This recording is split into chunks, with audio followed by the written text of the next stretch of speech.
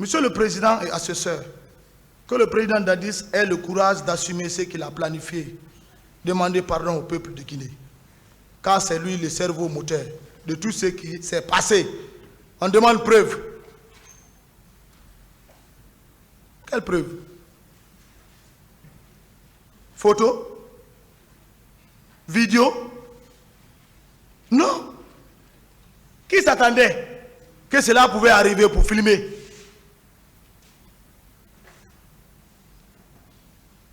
Qui peut photographier ça à un moment où les gens sont en train de... la toïboïde. Quel que soit le courage d'un civil journaliste, il y a un accusé, un victime qui a passé ici. Il dit qu'on l'a frappé, a retiré tous les matériels de filmage. Mais les faits sont têtus. Pourquoi il a refusé, le président Dadis a refusé le dialogue avec les leaders politiques, de s'asseoir à table, parler de tous pour trouver la solution et aller aux élections? Ça, ce n'est pas les hommes. Ça, ce n'est pas les gardes-corps. Ce n'est pas la faute d'un exécutant ou d'un soi-disant exécutant. Ça, c'est la faute du président.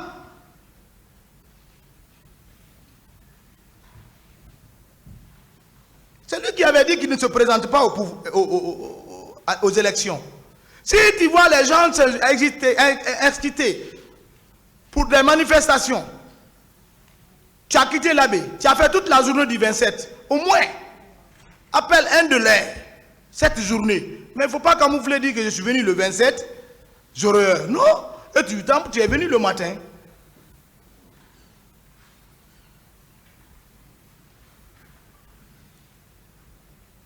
Il est le principal responsable de cet événement. Ça, c'est entre parenthèses. Bref, Toumba a eu la chance de sortir avec certains leaders. Je me suis senti seul. Je ne connaissais personne parmi ces bérets rouges.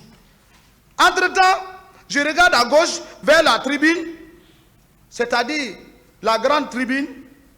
Quand je vois même une femme qui dit ici que moi je l'ai frappé, j'avais des tignasses. Moi je ne porte pas de tignasses. Depuis que je suis dans l'armée, je suis un soldat discipliné.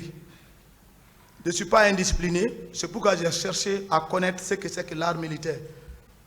Un militaire doit être toujours rasé. Un militaire ne doit pas avoir de barbe. Un militaire doit être rasé. 24 heures sur 24. C'est ce que nous a appris. Et quand la femme l'a dit, Marcel m'a frappé, il avait les tignasses, alors elle s'est trompée. Ce n'est pas Marcel. Je regarde à gauche vers la tribune, c'est-à-dire la grande tribune. Je vois des hommes habillés en maillot Chelsea. Il faut se dire la vérité. Les hommes ont été déportés dans les cars. Ce sont eux qui ont fait ces massacres-là.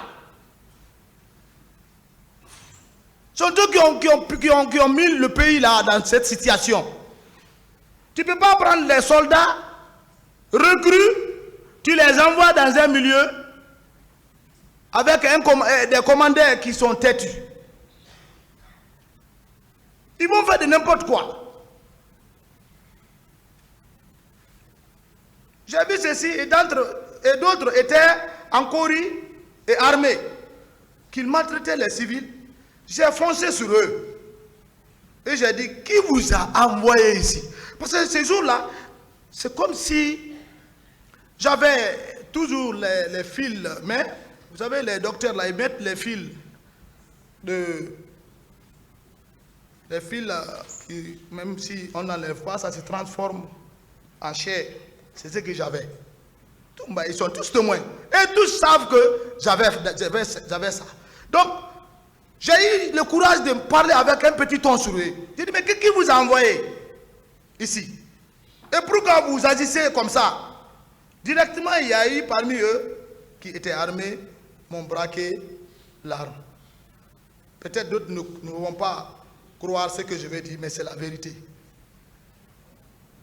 C'était des PMK, qu'on appelle pistolets mitrailleuses Kalachnikov, Alexandre Kalachnikov. Ça, c'est le PMK. J'ai agi et dit, si vous ne tirez pas sur moi, vous n'êtes pas le fils de vos pères. C'était pour sauver ceux qui étaient à côté. Parce que si je ne parlais pas ça, ils allaient faire des bêtises devant moi et je ne voudrais pas. Avant que je ne finisse de parler, ils ont ouvert le feu sur moi. Vidé les boîtes satchères. Lorsqu'ils ont constaté que les balles ne m'ont pas atteint, ils ont pris la distance. C'est ce qui a donné la chance aux militants que j'ai trouvés en ce lieu, qu'on maltraitait, de fuir. Je ne sais pas le reste de leur sort après. Tous ceux qui sont assis dans le box des accusés savent que moi, la balle ne m'atteint pas. C'est pas pour se flatter, parce que je suis là-bas, il faut le dire, pour se faire homme. Mais c'est le moment de parler, parce que ce qui s'est fait, ce qui a été fait.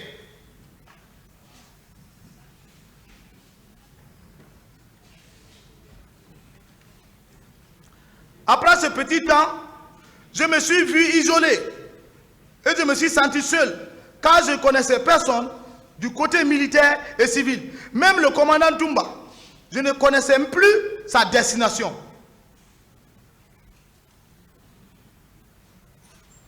C'était la vraie débandade. J'ai décidé de quitter le lieu. Car il est dit dans l'armée, si tu vois que tu es dans un lieu et que tu n'as pas de moyen de sauver qui que ce soit, il faut replier. C'est le réflexe que j'ai appliqué. C'est à la sortie à la pelouse, juste à la porte, que j'ai vu le colonel Tegboro qui courait, qui criait, pardon. C'est pas... Bon, comme j'étais en distance, avant que je n'arrive sur le président Cellou Dalein Diallo, qui d'ailleurs était complètement battu au vu du colonel Tegboro par ses hommes.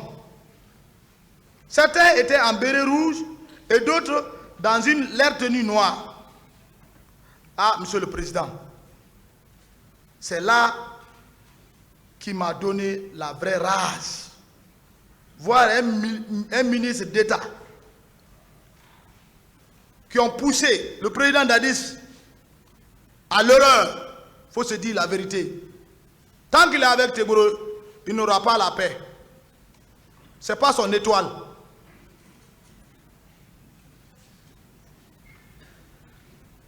Je veux parler à qui veut l'entendre. Tant que le président Dadis est avec Tegboro, il n'aura jamais de bons conseils.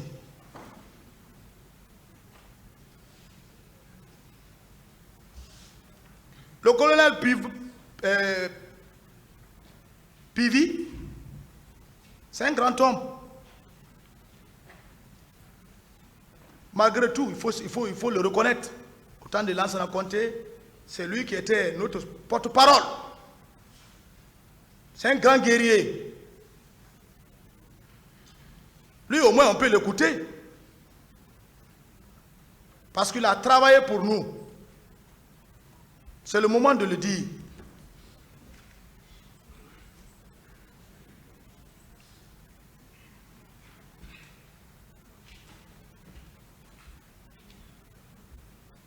Alors, lorsque j'ai vu ce mouvement sur le président Cellou,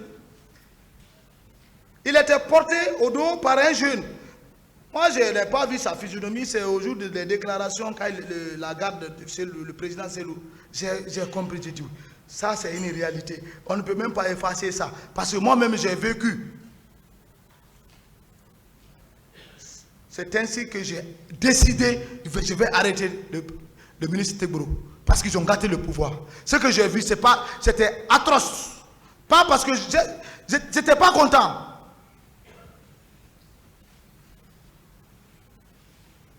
Mon plan, c'était pour l'arrêter, Tegboro. Il a assis dans l'entente. C'est ça.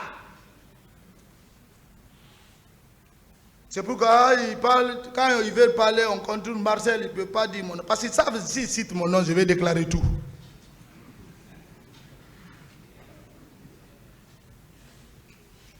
Dès qu'ils sont sortis du stade, ce jeune qui a mis le président Talin dans le véhicule de Tegboro, le colonel, comme je les suivais avec stratégie militaire, Tegboro, avant de sortir à la porte, il y a une femme, j'ai trouvé, il y a un policier qui voulait l'empêcher de sortir. J'ai giflé le policier, il est allé tomber. J'ai dit à la femme, continue, sors. Le policier est sorti. Comment dire, la femme est sortie. Peut-être, comme c'est la vie, peut-être si elle vit, si elle ne vit pas, je ne sais pas, mais quand même, elle a eu la chance de sortir à travers mon intervention. Parce que le policier, je ne sais pas qu'est-ce qu'il voudrait, s'il voulait retirer ou bien le téléphone que la dame avait, il voulait intimider, je l'ai limé. Grand, j'ai dit non, laisse la femme là. C'était juste à la porte. Parce que dès que je suis sorti, je suis parti vers mon véhicule. Tegboro m'a vu en distance. C'est ce qu'il a expliqué ici. Mais il ne pouvait pas me reconnaître, en vrai dit, quand j'étais loin de lui. C'est ça. Au dehors du stade. C'est pourquoi lui-même, il a dit ici, j'ai vu Marcel de loin, il ressemble à Marcel. C'est vrai. C'est vrai. Il faut être courageux. Moi, je